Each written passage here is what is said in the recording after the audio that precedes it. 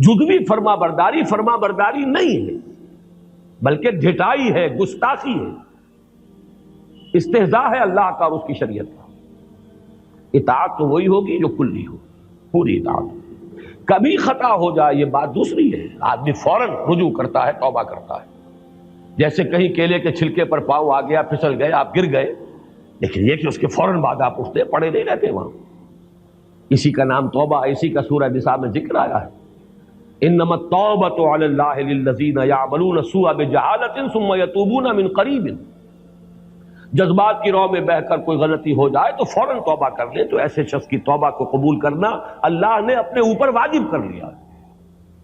لیکن مستقل ڈیرا ڈال لینا کسی معصیت پر، کسی گناہ پر، اپنی معاش میں، اپنی معاشرت میں مستقلاً اللہ کے کسی ایک حکم کی خلاف ورزی، یہ بھی در حقیقت گویا کہ آپ نے دین کو پھاڑ دیا، ٹکڑے کر دیا۔ فرقوا دینہم، انہوں نے اپنے دین کو ٹکڑے ٹکڑے کر دیا کہ ایک حصہ قبول سر آنکھوں پر، دوسرا حصہ پاؤں تلے۔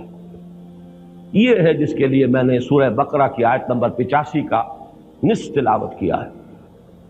افتؤمنون ببعض الکتاب وتکفرون ببعض، کیا تم ہماری کتاب اور شریعت کے ایک حصے کو مانتے اور ایک کو نہیں مانتے؟ دونوں ہماری ہی کتاب کے حصے ہیں، دونوں حکم ہماری کتاب میں ہیں، ایک سر آنکھوں پر اور ایک پاؤں تلے روکتے رہے ہو۔ فما جزاء من يفعل ذلك منكم الا خزي في الحیاۃ الدنیا، تو جو کوئی بھی تم میں سے یہ طرز عمل اختیار کرے گا کہ دین کا کوئی حکم قبول اور کوئی حکم رد کر دیا جائے، اس کی کوئی سزا اس کے سوا نہیں ہے الا خزي في الحیاۃ الدنیا، کہ دنیا کی زندگی میں انہیں ذلیل و خوار کر دیا جائے، ویوم القیامۃ یردون الی اشد العذاب، اور قیامت کے دن شدید ترین عذاب میں جھونک دیا جائے۔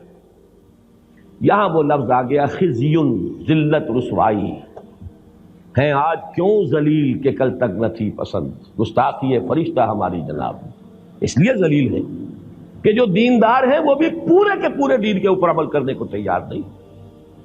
کچھ نے عبادات کا دامن تھام لیا ہے، معاملات میں کورے، معاش میں حرام چل رہی ہے، اپنی معیشت میں، اپنی معاشرت کے اندر شریعت کے سری احکام جو ہے ان کو توڑا جا رہا ہے۔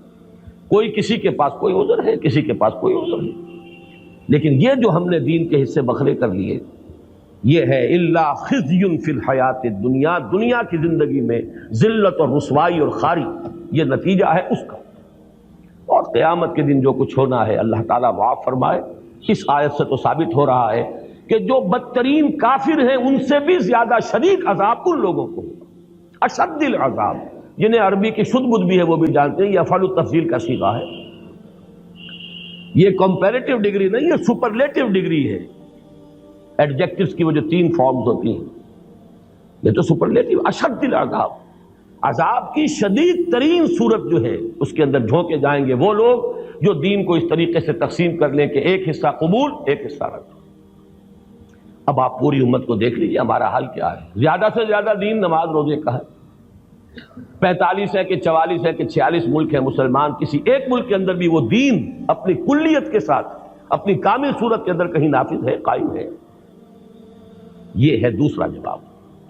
اب ان دونوں جوابوں کو پھر جمع کر لیجئے تو ہمارے سامنے بسد ایک حل ایک ہی رہ جاتا ہے، ایمان لاؤ کہیں سے، وہ ایمان، وہی آب نشاط انگیز۔ علامہ اقبال نے اس کو کہا تھا نا، اصل نامحکمی دل کی، یہ ہے اصل میں وہی دیرینہ بیماری، وہی نامحکمی دل کی، علاج اس کا وہی آب نشاط انگیز ہے صاحب، یہ نامحکمی دل کی۔ اور جس کو کہا ہے کہ یقین پیدا کر اے ناداں، یقین سے ہاتھ آتی ہے وہ درویشی کہ جس کے سامنے جھکتی ہے فغفوری۔